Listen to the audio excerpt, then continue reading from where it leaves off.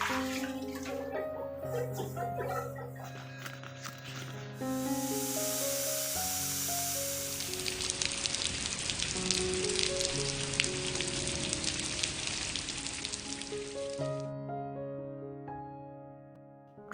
মানুষের জীবনে কিছু না কিছু স্বপ্ন থাকে, সেটা হোক ছোট কিংবা বড়। আমার জীবনেও একটা স্বপ্ন ছিল, অন্তপক্ষে চাকরি বাকরি করি বা না করি, পড়াশোনা করব। কিন্তু গ্রামের মানুষের একটা স্বভাব আছে, দেখবেন মেয়ে বড় হয়ে গেলেই কিন্তু বিয়ে দেওয়ার জন্য পাগল হয়ে যায়। হ্যালো এভরিওয়ান, আসসালামু আলাইকুম, welcome back to my another new blog. সবার কী অবস্থা, কেমন আছেন? আই হোপ সবাই ভালো আছেন, সুস্থ আছেন। সকালে ঘুম থেকে উঠে নাস্তা শেষ করেছি, বড় ছেলের এক্সাম শুরু হয়ে গেছে, তো সকালবেলাও এই জন্য আর কোনো ভিডিও শ্যুট করা হয় না, কারণ ওর যেহেতু এখন পরীক্ষা, ওকে অনেকটা সময় দিতে হয়। এমনিতেই তো বলছি ইউটিউবে তেমন একটা সময় দিব না, সেই সাথে ছেলের এক্সাম চলে আসছে ফাইনাল, এই জন্য তেমন একটা ইউটিউবে সময় দিচ্ছি না। তো সকালের নাস্তাটা এই জন্য আর ক্যামেরা বন্দি করিনি, তো অফ ক্যামেরাতে খাওয়া দাওয়া শেষ করেছি। আর এখন হচ্ছে এখানে চিয়া সিড ভিজিয়ে রাখছি। ছোটো ছেলের শরীরটা তেমন একটা ভালো যাচ্ছে না। আমি যখনই গ্রাম থেকে আসি বা গ্রামে যাই, তখনই দেখা যায় ওরা দুই ভাই কোনো না কোনো একটা সমস্যায় ভোগে। এজন্য না আমার তেমন একটা কিন্তু গ্রামে যাওয়াও হয় না। এখানে সকালে ঝটপট কিছু হাঁড়ি পাতিল ছিল, সেগুলোকে ধুয়ে রেখে দিয়েছি। আর এই তাইফের বাবা বাজার নিয়ে আসছিল গতকাল রাত্রে, তো ওগুলোকে আর গুছানো হয়নি, তো এখানে রেখে দিয়েছিলাম। এখন এগুলোকে গুছিয়ে নিব। আর এখানে কিছু হাঁসের ডিম নিয়ে আসছে, ওগুলো দেখা যায় যে ময়লা আছে, ধুয়ে তারপর ফ্রিজে রাখবো। আর ওদিকে কিন্তু বড় ছেলেকে অফ ক্যামেরাতে খাওয়া দাওয়া শেষ করে তারপর স্কুলে পাঠিয়েও দিয়েছি, যেহেতু ওর পরীক্ষা শুরু হয়েছে।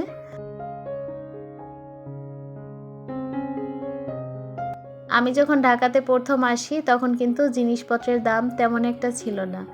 এখন কিন্তু দিন দিন এত পরিমাণে চড়া দাম সব কিছুর, যা কিছু আপনি কিনতে যাবেন আপনাকে চড়া দাম দিয়ে কিনতে হবে, স্বর্ণের দামের মতন। তো যাই হোক, এখানে বাজারগুলোকে গুছিয়ে নিচ্ছি। তো ঢাকার যে অবস্থা, এতে কতদিন ঢাকা শহরে থাকতে পারবো সেটা ঠিক বলতে পারছি না, কারণ এতটা দুর্মূল্য যদি হয় তাহলে আসলে আমাদের মতো মধ্যবিত্ত ফ্যামিলিতে যারা বিলং করি, আমাদের কিন্তু টিকে থাকা সত্যি অনেক কষ্টের। তারপরে কিছু করার নেই, পেট যেহেতু আছে, মুখ তো চলতেই হবে।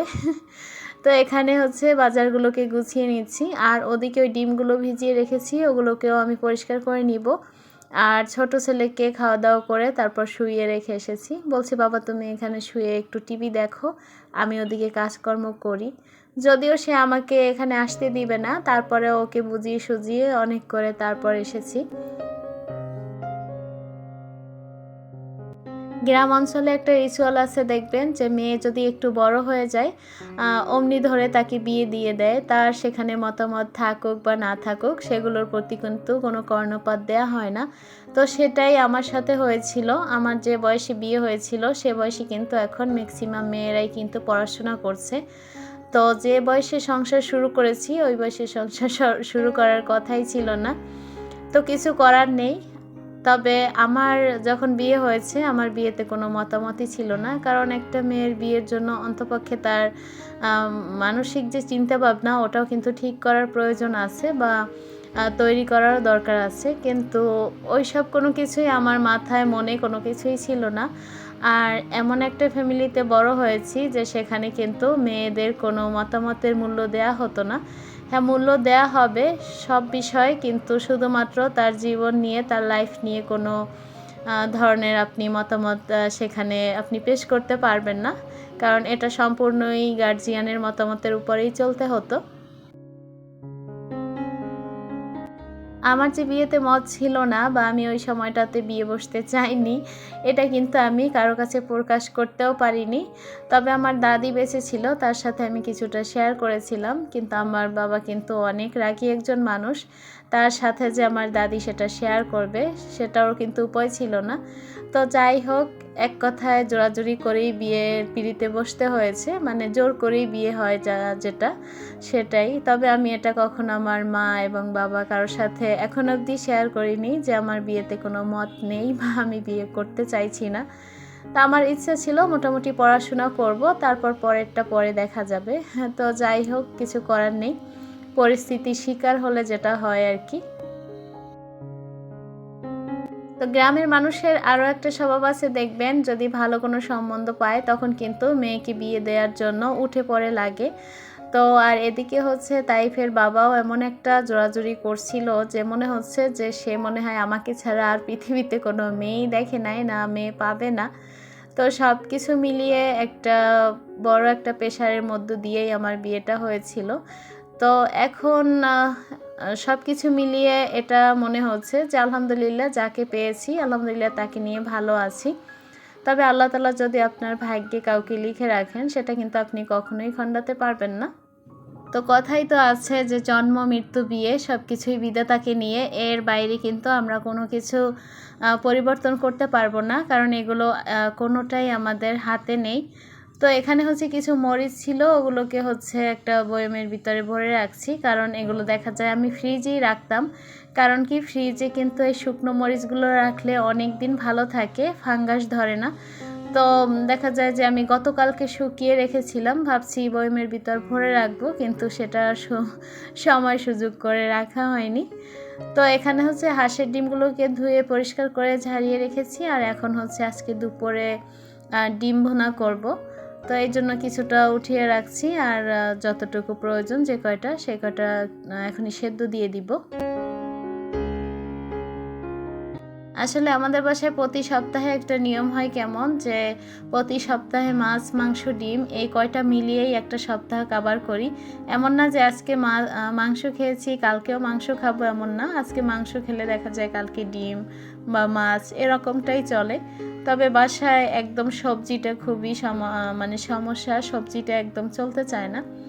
তো ডিমগুলো যেহেতু আজকে নিয়ে আসছে, ভাবছি যে ডিমগুলো আবার সিদ্ধ দিলে যদি খোসা না ওঠাতে পারি, তো এই জন্য আমি একটু ভিতরে ডিমের ভিতরে কিছুটা লবণ অ্যাড করে দিয়েছি।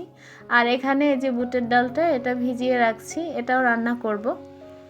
তবে যেহেতু ছেলের শরীরটা তেমন একটা ভালো নেই, জানি না সব রান্না শেয়ার করতে পারবো কিনা।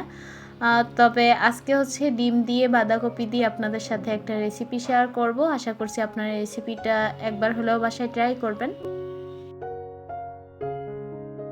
আসলে আমাদের মতো মধ্যবিত্ত বউদের না আছে কোনো স্বপ্ন আর না আছে কোনো চাওয়া পাওয়া। আমাদের কোনো চাওয়া পাওয়া থাকতে নেই, শুধু মধ্যবিত্ত ঘরের বউ না, মেয়েদেরও কিন্তু কোনো চাওয়া পাওয়া থাকতে নেই।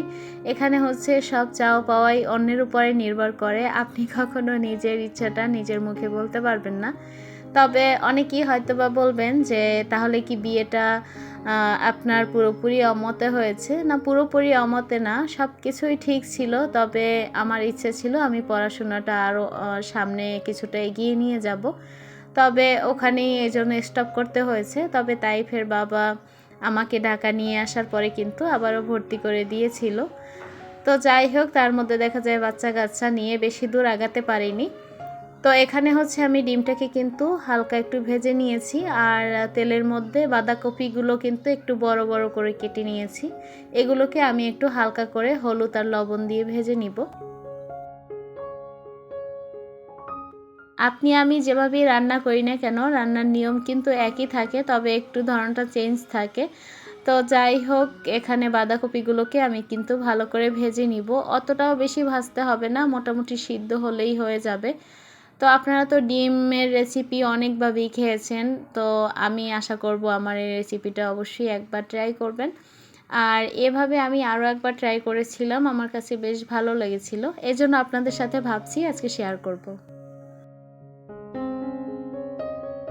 ওদিকে আমার বাঁধাকপি ভাজাটা হয়ে গেছে, আর এখন আমি একটা হাঁড়ি বসিয়ে দিয়েছি যেটাতে আমি রান্নাটা বসাবো। তার মধ্যে সাদা তেল দিচ্ছি।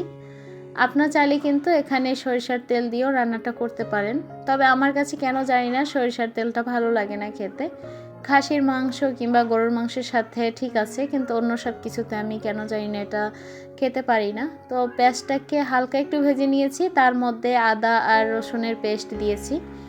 এটা ভালো করে একটু কষিয়ে নেবেন যাতে আদা আর রসুনের গন্ধটা দূর হয়ে যায়। পেঁয়াজ রসুন আর আদা মোটামুটি একটু ভেজে নিচ্ছি, এখন ভেজে নিয়ে তার মধ্যে দিয়ে দিচ্ছি টমেটো। তো টমেটোটা দিলে হয় কি যে এর কালারটা সুন্দর আসে আর খেতেও একটু ভালো লাগে।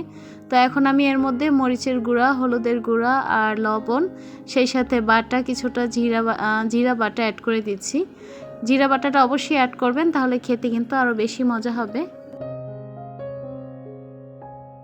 আমি ফ্রিজে কিছু টমেটো ফ্রোজেন করে রেখেছিলাম, জানি না এগুলোর অবস্থা কেন এমন হয়েছে। তো যখনই আমি টমেটোগুলো নামাই তখনই দেখা যায় পানিতে ভেজানোর পরে এতটা নরম হয়ে যায় আর উঠিয়ে রাখার পরে পানি ছেড়ে দেয়। তো আমি এর মধ্যে ধনিয়ার গুঁড়া অ্যাড করে দিয়েছি আর এখন একটু হালকা পানি দিয়ে ভালো করে কষিয়ে নিব।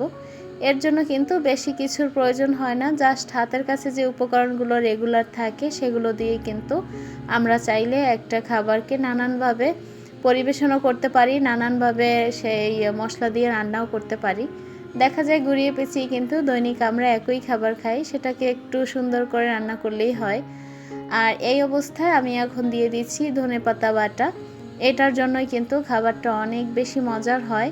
আমরা কিন্তু সচরাচর রান্নায় ধনেপাতা কুচি করে দিয়ে থাকি, তো এটাতে কিন্তু আমি ধনিয়া পাতা বেটে তারপর অ্যাড করেছি। আপনারা কিন্তু ঠিক এভাবেই রান্না করবেন।